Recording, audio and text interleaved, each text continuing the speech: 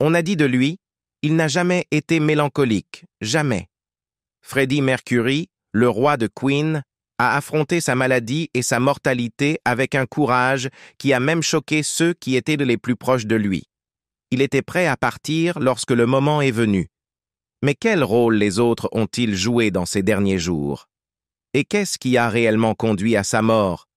Aujourd'hui, nous plongeons dans les aspects méconnus du dernier chapitre de Freddie Mercury, explorant des vérités cachées que vous n'avez peut-être jamais entendues. Restez avec nous pour découvrir davantage sur l'homme derrière la légende et les forces puissantes qui ont façonné ces derniers moments. Les derniers jours marqués par le courage et le secret. Freddie Mercury est décédé le 24 novembre 1991 à l'âge de 45 ans. Sa mort, due à une pneumonie bronchique résultant du sida, fut à la fois une tragédie personnelle et un tournant culturel. En tant que leader charismatique de Queen, Mercury avait déjà marqué l'histoire de la musique, mais ses derniers jours furent aussi définis par sa force, son secret et sa détermination que par son héritage musical remarquable. La lutte de Freddie Mercury contre le VIH-Sida a commencé des années avant sa révélation publique. Les symptômes de la maladie étaient déjà visibles dès 1982, lorsqu'il consulta un médecin à New York pour vérifier une lésion blanche sur sa langue, un signe précoce possible de leucoplasie orale liée au VIH. Selon les biographes Matt Richard et Mark Langthorne dans Somebody to Love, The Life, Death and Legacy of Freddie Mercury, Mercury avait été en contact avec une personne récemment infectée par le VIH à l'époque, ce qui suggère une exposition qui aurait finalement conduit à son diagnostic. Cependant, Mercury continua à se produire avec énergie avec Queen, et sa santé resta un sujet privé pendant plusieurs années. En 1986, quelques mois après sa dernière performance en direct avec Queen au Knebworth House, des rumeurs commencèrent à circuler sur sa santé, suggérant qu'il avait passé des tests de dépistage du VIH-Sida. Cependant, Mercury écartait ces rumeurs en public, affirmant qu'il était parfaitement en forme et en bonne santé. Cela dura plusieurs années jusqu'en 1987, quand Mercury fut diagnostiqué en privé avec le sida, une vérité confirmée par son partenaire Jim Hutton. À l'époque, cependant, Mercury déclarait à la presse qu'il avait testé négatif au VIH. La presse à scandale britannique, déjà obsédée par l'apparence de plus en plus émaciée de Mercury, continua de spéculer sur sa santé pendant la fin des années 1980 et le début des années 1990. Pourtant, Mercury et ceux qui lui étaient proches gardèrent son diagnostic largement privé. Malgré le fait qu'il sache qu'il avait le sida, Mercury continua à travailler sur la musique avec Queen durant ces dernières années.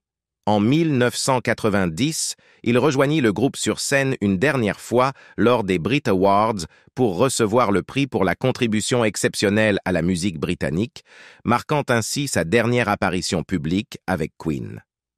Filmé en mai 1991, le clip de These Are the Days of Our Lives montrait un Mercury frêle et maigre, mais soulignait également sa passion continue pour la musique.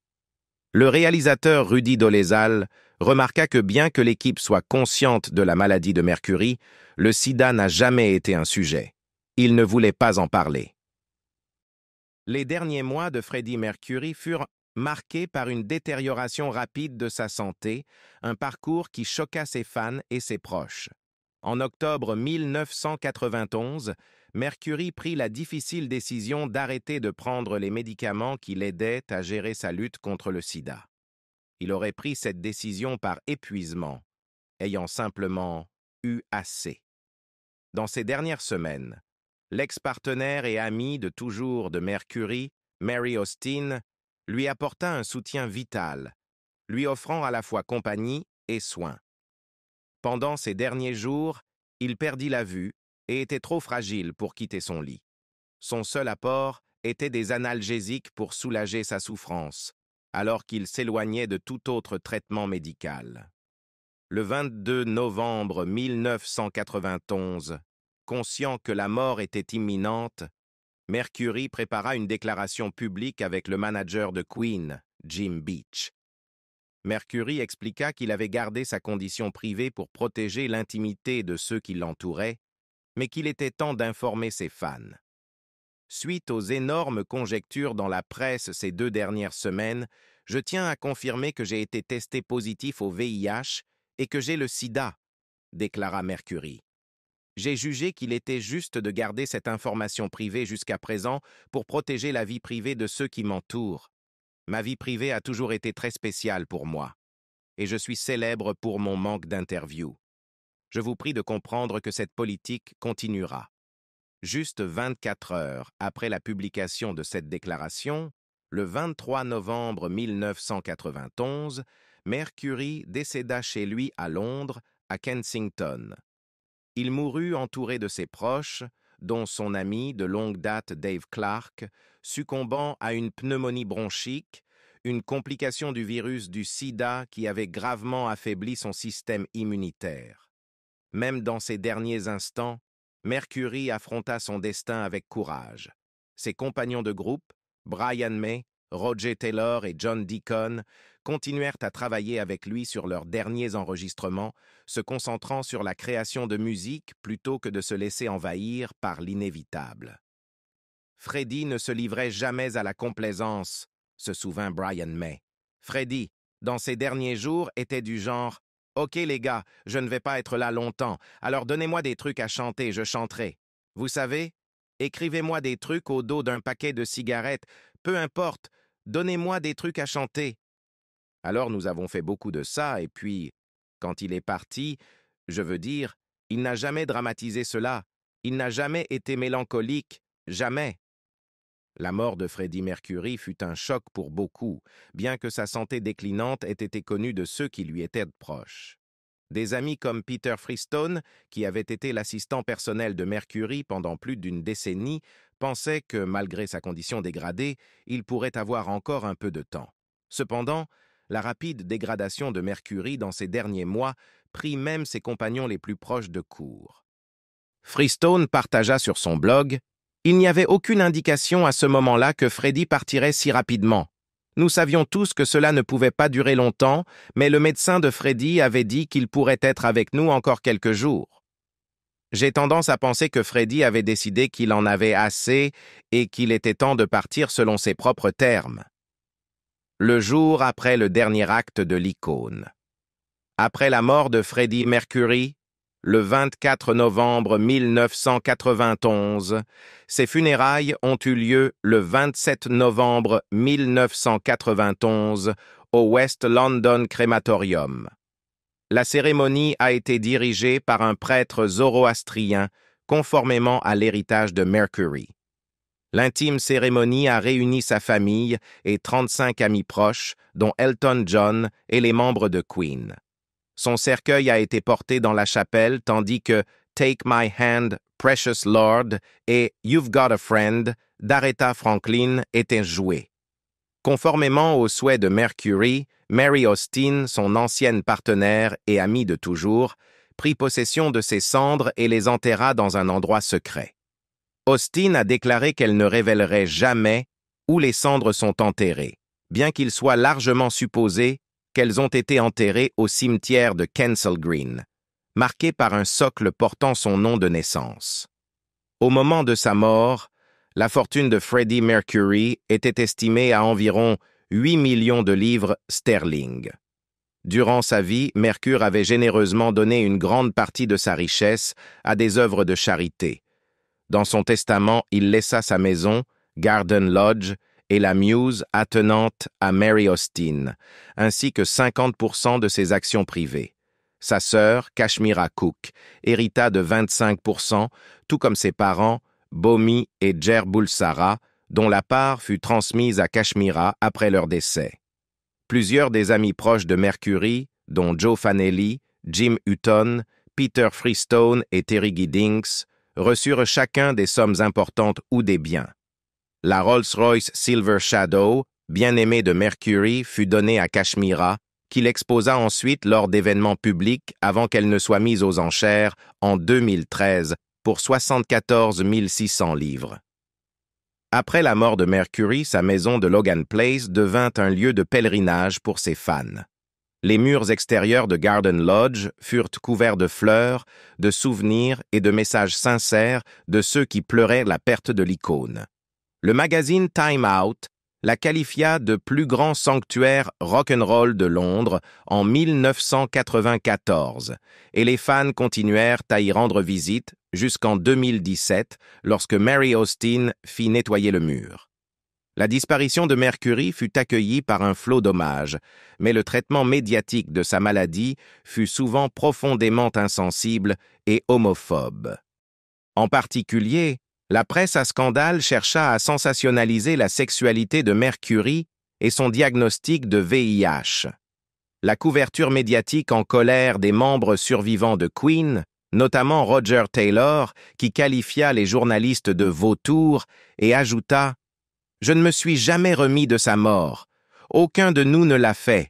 Je pense que nous pensions tous que nous pourrions l'accepter rapidement, mais nous avons sous-estimé l'impact que sa mort a eu sur nos vies. J'ai encore du mal à en parler. » Les compagnons de Freddie Mercury expliquent comment ils ont essentiellement fait front commun et menti au monde sur l'état du chanteur, ce qui était nécessaire pour empêcher sa vie de se transformer en un cirque médiatique et lui permettre de passer ses dernières années à travailler, ce qu'il souhaitait faire. Le producteur Dan Hall a souligné les actions des autres membres de Queen, qui sont restés aux côtés de leur ami et ont également dénoncé publiquement la vilification de l'homosexualité après la mort de Mercury comme de bons exemples de solidarité. Comme de nombreux reportages de l'époque l'ont souligné, la mort de Mercury a contribué à propager le discours autour du VIH et du sida à son paroxysme, juste après d'autres nouvelles importantes sur la maladie, notamment le diagnostic du basketteur Magic Johnson et du directeur de théâtre britannique Tony Richardson. La révélation de Mercury a été un appel à l'action pour le monde entier afin de lutter contre cette maladie mortelle dont les conséquences furent largement visibles le jour suivant. Les militants ont estimé que cette mort tragique représentait un tournant dans l'histoire du VIH et du sida, changeant la façon dont la maladie était perçue par le public et contribuant à ce qu'elle soit prise au sérieux en tant que crise sanitaire majeure. La nouvelle de la mort de Freddie Mercury a profondément affecté sa base de fans, en particulier ceux de Londres, où ces derniers moments ont eu lieu. Alors que les fans peinaient à accepter la perte, un jeune homme se rendit chez Mercury à Kensington, où, devant les médias, il déposa un bouquet de roses sur les marches de Garden Lodge. Il expliqua « J'ai mis ce bouquet à Freddie, l'un des plus grands chanteurs de rock que le monde ait connu, de la part de l'un de ses fidèles fans. » Peu de temps après, Garden Lodge devint un site de pèlerinage pour de nombreux fans qui venaient honorer sa mémoire et présenter leurs condoléances. La maison fut rapidement envahie de fleurs et d'hommages, la transformant en un sanctuaire pour le défunt chanteur. Jusqu'à ce jour, c'est un lieu de visite populaire pour les fans de Queen à Londres. En 2021, pour le 20e anniversaire de la mort de Mercury, un drapeau britannique avec le message « Merci Freddie.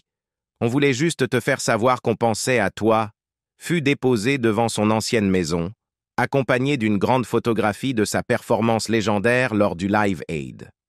Cependant, malgré la douleur de perdre leur emblématique chanteur, des rapports de l'époque ont clairement indiqué que Queen n'avait pas l'intention de se séparer.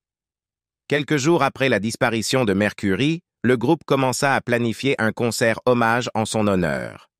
Ses études commencèrent à la Boudzer Park School à Stroud, dans le Gloucestershire, puis se poursuivirent à la Port Regis School à Shaftesbury, dans le Dorset. Cependant, c'est à la Gordonstoun School à Moray, en Écosse, que Zara se retrouva entourée d'autres membres de la famille royale qui fréquentaient également l'école. C'était un lieu de rigueur et de discipline, mais c'est là que les talents sportifs de Zara commencèrent à s'épanouir. Pendant ses années scolaires, elle se fit connaître pour son excellence dans plusieurs sports, notamment le hockey, l'athlétisme et la gymnastique. Son athlétisme naturel et sa détermination devinrent évidents dès son plus jeune âge, posant les bases de ses futures ambitions. Après avoir terminé ses études, Zara poursuivit sa carrière académique à l'université d'Exeter, où elle étudia la physiothérapie et obtint son diplôme de physiothérapeute. Cependant, sa véritable passion résidait ailleurs, dans l'équitation. Ayant grandi entourée de chevaux, ses parents, la princesse Anne et le capitaine Mark Phillips, ayant tous deux établi des carrières dans ce sport, Zara développa très tôt une profonde connexion avec l'équitation. Suivant leurs traces, elle se concentra sur l'idée de se faire un nom dans le monde de l'événementiel équestre. L'ascension de Zara dans le monde de l'équitation commença à prendre de l'ampleur en 2003. Cette année-là, elle annonça une grande nouvelle. Elle avait signé un contrat de sponsoring avec Kantar Index, une entreprise de paris sportifs réputée pour financer sa carrière en pleine expansion dans le sport. L'équitation est une discipline coûteuse, avec des frais pour l'entraînement, les chevaux et les déplacements qui s'accumulent rapidement. Mais Zara, toujours déterminée, ne laissait pas les finances entraver ses ambitions. Il était évident qu'elle avait tant le talent que l'énergie pour atteindre les sommets. Lors de sa première compétition 4 étoiles, les Burghley Horse Trials en 2003, Zara impressionna le monde entier en terminant deuxième. Ce n'était pas un petit exploit, car les Burghley Horse Trials sont considérés comme l'une des compétitions les plus difficiles et prestigieuses du calendrier équestre. Mais alors qu'elle commençait à gravir les échelons du succès, la vie lui lança un défi inattendu. Zara avait pour objectif de participer aux Jeux olympiques d'été de 2004 à Athènes, mais un accident survint pendant son entraînement, lorsque son cheval se blessa, la contraignant à manquer les Jeux. Ce fut un revers amer, mais la détermination de Zara n'en fut que renforcée. En 2005, Zara revint sur la scène des compétitions avec détermination.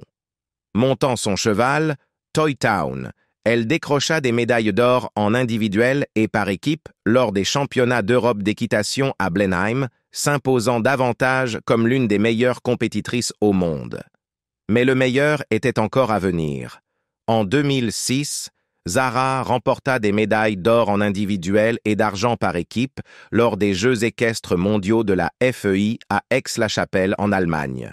Avec ces victoires, elle devint championne du monde d'événementiel, un titre qu'elle conserverait jusqu'en 2010. Son succès en Allemagne ne passa pas inaperçu. Zara fut nommée personnalité sportive. L'impact de Freddy continue d'être célébré, même dans les cercles scientifiques. En 2013, un genre de grenouille récemment découvert fut nommé Mercurana en son honneur, reflétant sa musique vibrante et son influence mondiale. La même année, une espèce de demoiselle fut nommée Ethera Grillon Freddie Mercury, un clin d'œil à ses talents musicaux extraordinaires. L'un des hommages les plus émouvants survint en 2016, lorsqu'une plaque bleue de l'English Heritage fut placée sur l'ancienne maison de Mercury à Feltham, à l'ouest de Londres. Sa sœur Kashmira et son compagnon de groupe, Brian May, étaient présents pour la dévoiler, marquant ainsi la reconnaissance de son influence immense sur le Royaume-Uni et le monde entier. Plus tard, cette année-là, une rue de Feltham fut rebaptisée Freddie Mercury Close, et en 2020, un astéroïde nouvellement découvert fut nommé 17 473 Freddie Mercury, rendant hommage à l'héritage céleste du chanteur. L'héritage de Freddie continue de grandir, avec de nouveaux honneurs et hommages, y compris son intronisation au Rainbow Honor Walk de San Francisco en 2019 et le dévoilement de Freddie Mercury Alley à Varsovie, en 2000 Pologne, également en 2019. Plus récemment, en 2022, une statue grandeur nature de Freddie a été révélée en Corée du Sud et en 2024, un cratère sur la planète Mercure a été nommé en l'honneur de son nom de naissance. Même au-delà des hommages physiques, l'influence de Freddie Mercury s'étend à la culture pop. En 2001, une parodie de Mercury fut présentée dans la campagne publicitaire Eurostar en France et en 2017, Norwegian Airlines peignit un portrait de Freddie sur les dérives de leurs avions pour commémorer ce qui aurait été son 71e anniversaire. Ces hommages rappellent l'impact durable de Freddie et le fait que sa musique continue d'inspirer et de connecter les gens à travers le monde.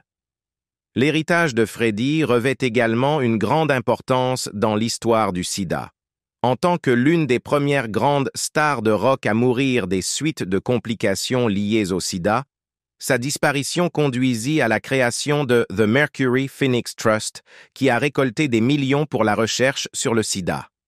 Le concert hommage en son honneur, organisé en 1992 au Wembley Stadium, a présenté des performances légendaires d'artistes comme Elton John, David Bowie et George Michael, et a été diffusé dans plus de 76 pays, atteignant un public de plus d'1 milliard de personnes. L'influence de Freddie Mercury continue de briller, même dans le monde du cinéma et de la télévision. Le film biographique Bohemian Rhapsody de 2018 est devenu le film biographique musical le plus rentable de tous les temps. Le film, qui a présenté Mercury à travers la performance remarquable de Rami Malek, a permis à Malek de recevoir un Oscar, un BAFTA, un Golden Globe et un Screen Actors Guild Award du meilleur acteur. Malgré des critiques partagées et certaines inexactitudes historiques, l'impact du film fut indéniable, remportant le Golden Globe du meilleur film dramatique. Avant le mariage, Zara et Mike ont célébré à bord du yacht Royal Britannia. Et le 30 juillet 2011, ils se sont unis lors d'une belle cérémonie à l'église Canongate Kirk d'Édimbourg, en Écosse. Le mariage a réuni 400 invités, et Zara portait une élégante robe en soie ivoire prête à porter du créateur Stuart Parvin. La robe avait un corsage plissé en chevron, une taille basse et un train de longueur cathédrale. Pour compléter son look de mariée, Zara a porté la tiare Meander, qui maintenait son voile en place. Les festivités ont continué par une réception au palais de Holyrood, une résidence royale à Édimbourg. Le couple a d'abord vécu à Cheltenham, dans le Gloucestershire, avant de déménager à Aston Farm, une ferme charmante de 7 chambres près du domaine de Gatcombe Park de la princesse Anne. La famille de Zara et Mike s'est agrandie avec la naissance de leur fille, Mia Grace, le 17 janvier 2014 à l'hôpital royal de Gloucestershire. Mia, née en 16e position dans l'ordre de succession au trône, a été suivie peu après par la deuxième fille du couple, Lena Elizabeth, née le 18 juin 2018 à l'hôpital de Stroud. Lena est entrée dans la ligne royale en 19e position, puis en 23e. Leur fils, Lucas Philippe, est né le 21 mars 2021 à leur domicile de Gatcombe Park et était en 22e position, puis 24e, dans l'ordre de succession au trône. Le lien royal de Zara va au-delà de sa famille immédiate. Elle est également la marraine du prince George de Galles, le fils aîné de son cousin, le prince William. Ses liens royaux sont égalés par ses réalisations dans le monde de l'équitation, et elle a utilisé sa plateforme pour lancer diverses entreprises. En juin 2015, Zara a lancé une collection de bijoux à thème équestre, la Zara Phillips Collection, en collaboration avec le créateur australien John Calleja. La vie publique de Zara est marquée par ses actions caritatives. Elle est profondément engagée dans des causes liées aux blessures de la moelle épinière, à l'équitation et aux enfants. En 2005, elle a mis aux enchères une robe de soirée portée lors de la première de Sia Biscuit à Londres pour collecter des fonds pour les secours du tsunami. De plus, elle s'est rendue en Nouvelle-Zélande en tant que marraine de The Catwalk Trust, qui soutient la recherche sur les blessures de la moelle épinière. De 1998 à 2005, elle a été présidente du club 1624 qui incite les jeunes à s'intéresser aux courses de chevaux.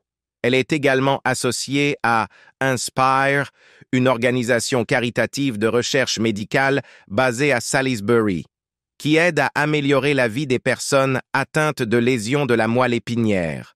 Tout au long de sa vie, Zara a soutenu de nombreuses autres causes caritatives. Elle a travaillé avec la Codewell Charitable Trust qui aide les enfants ayant des besoins spéciaux, des handicaps et des maladies graves. En 2006, elle a participé à une journée caritative spéciale pour Cantor Index, commémorant les 658 employés morts lors des attaques du 11 septembre. Zara est devenue marraine du Mark Davies Injured Riders Fund. Zara a également fait face à des défis dans sa vie personnelle. En décembre 2000, elle a été impliquée dans un grave accident de voiture près de Bourton-on-the-Water. Heureusement, elle s'en est sortie avec des blessures légères après avoir retourné son Land Rover. Des années plus tard, en janvier 2020, Zara a été interdite de conduire pendant 6 mois après avoir accumulé 12 points sur son permis de conduire. Le tribunal l'a également condamnée à une amende de 666 livres, avec des frais supplémentaires et une surcharge pour les victimes. Comme nous l'avons vu, le lien unique de Zara Tindall avec le roi Charles va bien au-delà de la connexion royale typique. Mais avec toutes les spéculations concernant le rôle de Zara dans la famille royale, une question reste en suspens. La verrons-nous occuper un rôle plus important à l'avenir? Qu'en pensez-vous? Zara Tindall assumera-t-elle un rôle royal officiel ou est-elle parfaitement heureuse de tracer son propre chemin? Faites-le nous savoir dans les commentaires ci-dessous. Et n'oubliez pas de liker et de vous abonner pour plus d'aperçus et d'histoires royales.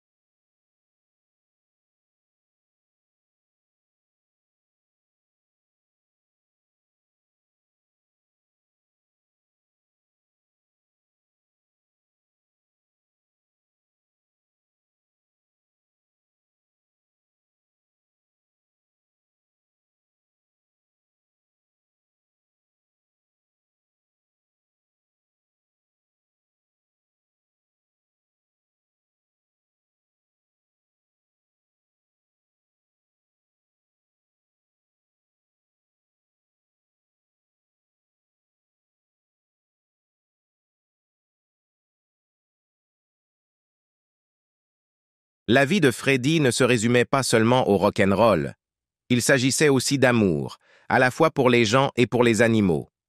Tout au long de sa vie, il s'occupa de nombreux chats, leur donnant des noms comme Tom, Jerry et Goliath, et écrivit même une chanson pour son chat préféré, Delilah. À sa manière, il montrait autant d'affection pour ses animaux que pour ses semblables. Ses chats faisaient partie de son monde, aussi important que ses autres relations, et il dédia même son album de 1985 Mr. Bad Guy à eux.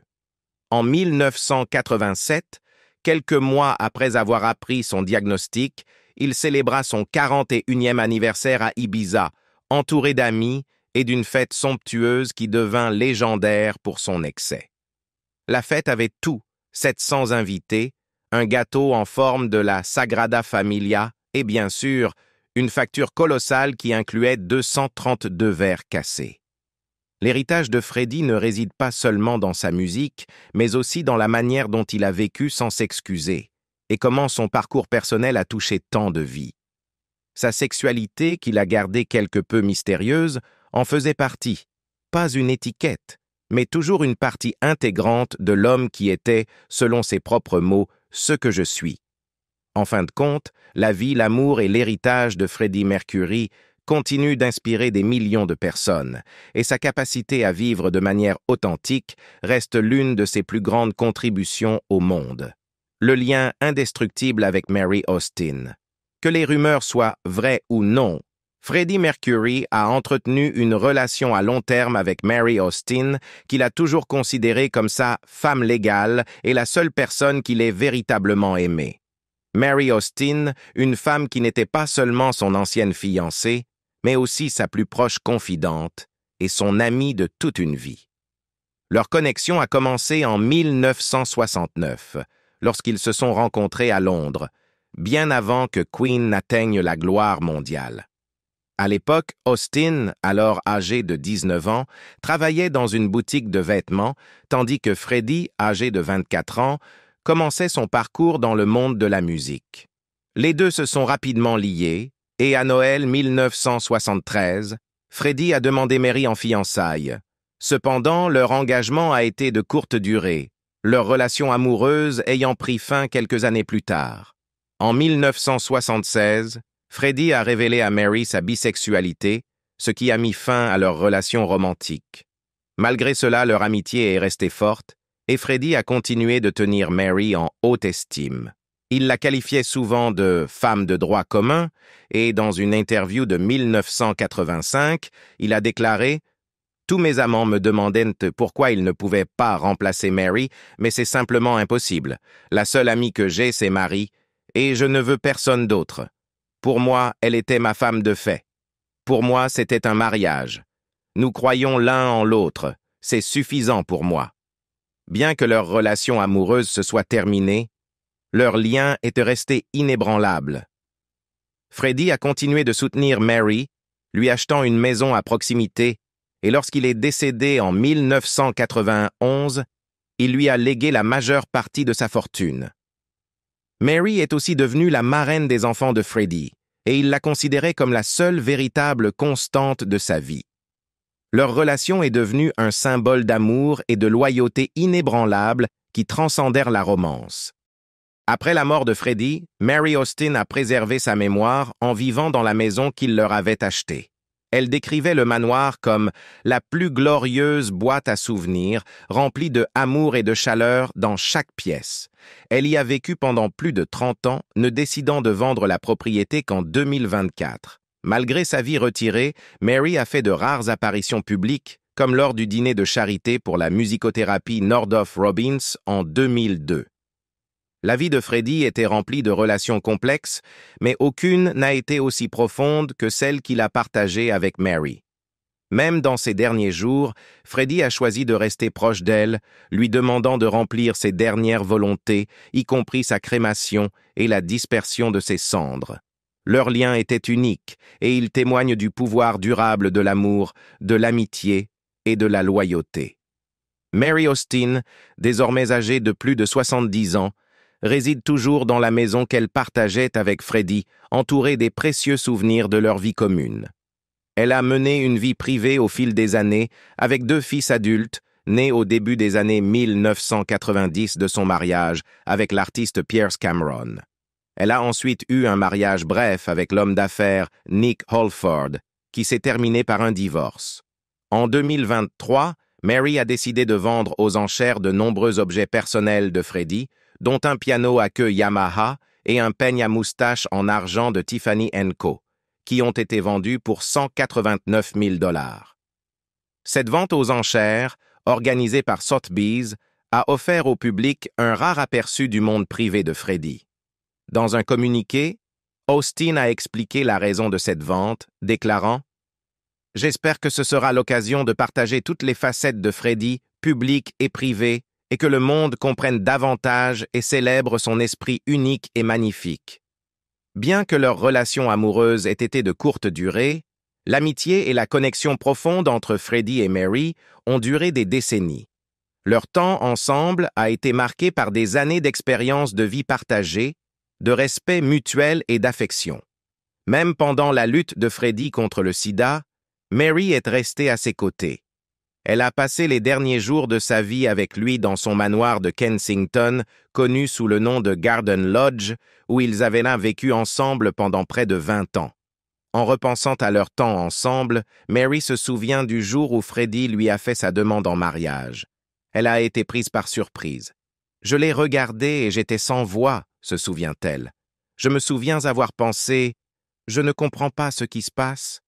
Alors je lui ai demandé « Sur quel doigt je dois mettre ça ?» Et il a dit « Doigt de la main gauche ». Leur engagement a pu prendre fin, mais leur lien émotionnel est resté aussi fort que jamais. La mort de Freddie a laissé Mary dévastée. « J'ai perdu ma famille, vraiment, quand Freddie est mort », a-t-elle dit. « Il était tout pour moi. » Pourtant, leur connexion continue de vivre, dans la maison qu'ils ont partagée, dans les souvenirs qu'ils ont créés ensemble et dans les hommages sincères que Mary continue de rendre à son ami et partenaire décédé.